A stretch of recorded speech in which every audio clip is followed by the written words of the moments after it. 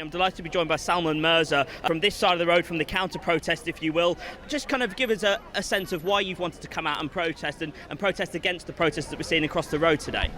Right, so I've come here because I feel it's a bit unkind to target a whole group of people who've got nothing to do with, sex attacks which have gone on in the UK. Yeah, there might be a one or two, but there's one or two bad people in all communities, and I don't think it's helpful for victims of sexual violence to target asylum seekers or refugees. I mean, in a sense, I will say the real difference between us and them is we hate all sex offenders.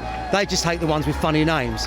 And, I want to be laser focused on getting more longer sentences against people who domestic violence against women. When we see them, a lot of these perpetrators only getting a couple of months or a couple of years, that's what we're about. A lot of the people on this side actually do work with victims of domestic violence and sexual violence, and we're enraged about that. But this is not the way. This is not the way to fight for children and women and families who are getting abused.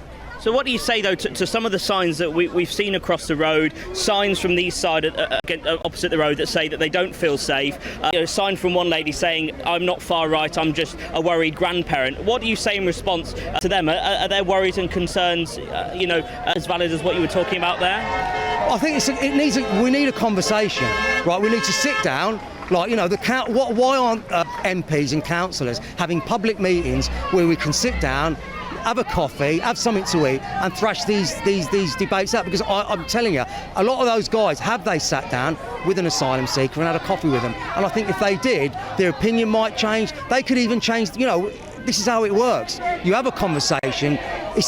I will say it's difficult to hate someone, and that's the problem we've got here at the moment. So I don't blame them. I blame a lot of the politicians who aren't sitting down with these folks and us together in a room to have a good discussion. Because I've gone across the road and chatted to them, and we've had a civil conversation.